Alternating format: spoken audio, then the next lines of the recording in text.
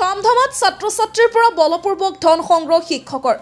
দৰিদ্ৰ শিক্ষাৰ্থীৰ পৰা বলপূৰ্বক ধন সংগ্ৰহক লৈ প্ৰতিক্ৰিয়া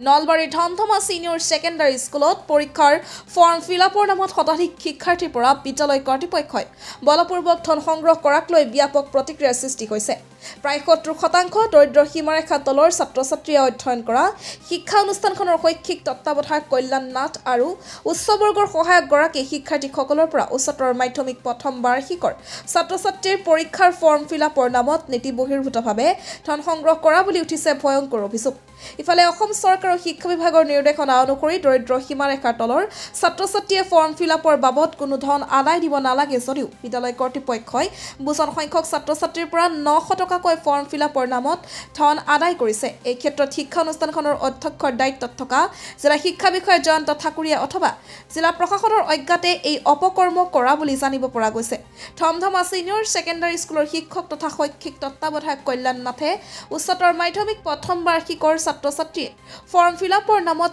বিভাগীয় কোনো নিৰ্দেশনা নোহোৱাকৈ নিজৰ ইচ্ছামতে বলপূৰ্বক ধন সংগ্ৰহ কৰা সন্দৰ্ভত নিজ মুখে স্বীকাৰ কৰিছে কাউন্সিলত তথাৰ এএছএছইবিত আমি ২৫০ টকা দিব লাগিব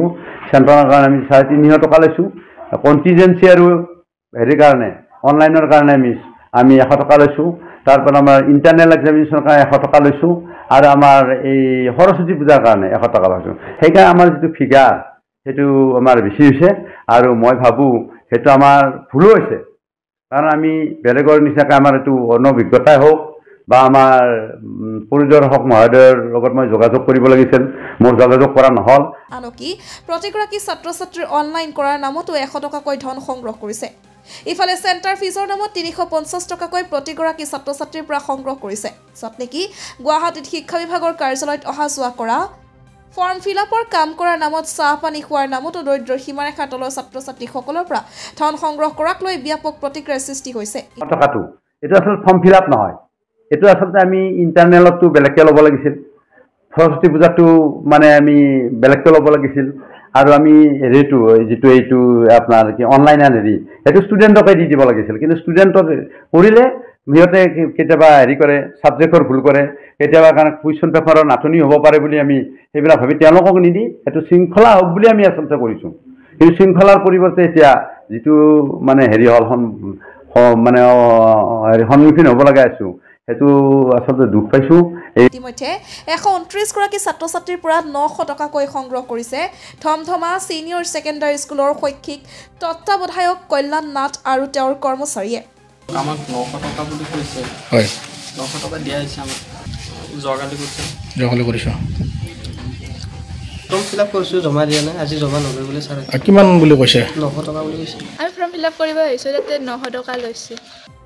ছাত্ৰ-ছাত্ৰীসকলৰ পৰা ফৰ্ম ফিলআপৰ নামত বলপূৰ্বক ধন সংগ্ৰহ কৰাৰ পিছতো ছাত্ৰ-ছাত্ৰীসকলক দিয়া হোৱা নাই কোনো ধৰণৰ ৰিচিপ্ট কাৰণ আমি প্ৰথমত পিছত হ'লেও উপলব্ধি কৰিছোঁ ছাৰক এবাৰ হ'লেও জনাব লাগিব কিন্তু আগতে জনোৱা নহ'ল আমাৰ বিদ্যালয় কাৰণ এতিয়া এই কলেজখনৰ প্ৰিন্সিপাল হ'ল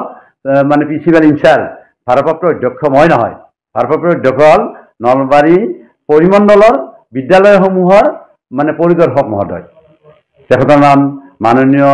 শ্ৰীযুত মানে জয়ন্ত ঠাকুৰীয়াদেৱ তেখেতক জনোৱা নহ'ল কিন্তু পিছত আমি পইচাখিনি খৰচ কৰা তেখেতক কিবা এটা হ'লেও জনাব তেখেতে আমাক পইচাবিলাক উলিয়াই দিব লাগিব এতিয়া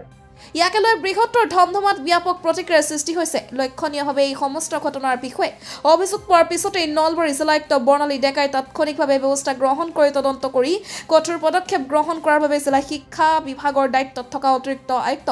ৰাজীৱ দাসক নিৰ্দেশনা দিয়া বুলি জানিব পৰা গৈছে জিলায়ুক্ত বৰ্ণালী ডেকাই তাৎক্ষণিকভাৱে গ্ৰহণ কৰা এই পদক্ষেপক সচেতন মহলে আদৰণি জনোৱাৰ লগতে এতিয়া দৰিদ্ৰ সীমাৰেখাৰ তলৰ ছাত্ৰ-ছাত্ৰীসকলৰ পৰা নীতি বিৰুদ্ধভাৱে সংগ্ৰহ কৰা ধন উভতাই দিব নিদিয়ে সেয়া লক্ষণীয় হ'ব ইপিনে চৰকাৰী নিৰ্দেশনাক অংগুষ্ঠ প্ৰদৰ্শন কৰি ধন সংগ্ৰহ কৰাসকলক দৃষ্টান্তমূলক শাস্তি দিয়াৰ বাবেও প্ৰশাসনক আহ্বান জনাইছে ভুক্তভোগীসকলে টকাটো লোৱা হৈছে আমাৰ পৰা ৯০০ টকাকৈ এটা হেৰি আহিছে অভিযোগ এটা আহিছে সেইটো আমাৰ আলোচনামূলকভাৱে কৰা হৈছে তাৰে ভিতৰত আমাৰ ১০০ টকা এটা সৰস্বতী পূজাৰ নামত আৰু আমাৰ যোনটো পৰীক্ষা অনুষ্ঠিত হয় তাৰ ওপৰত মানে আমাৰ চৰকাৰৰ পৰা কোনো ধৰণৰ হেৰি মানে সাহায্য পোৱা নাযায় তাৰ কাৰণে মানে আমাৰ স্কুলৰ পৰা এই ব্যৱস্থাসমূহ কৰা হয় সেইটোৰ কাৰণে তাৰ পৰা এটা টকা লোৱা হৈছিল ২৫০ টকা লোৱা হৈছিল আৰু অফিচত কিছুমান দিব লগা টকা থাকে তাৰে ওপৰত আলোচনামূলকভাৱে টকাখিনি লোৱা হৈছিল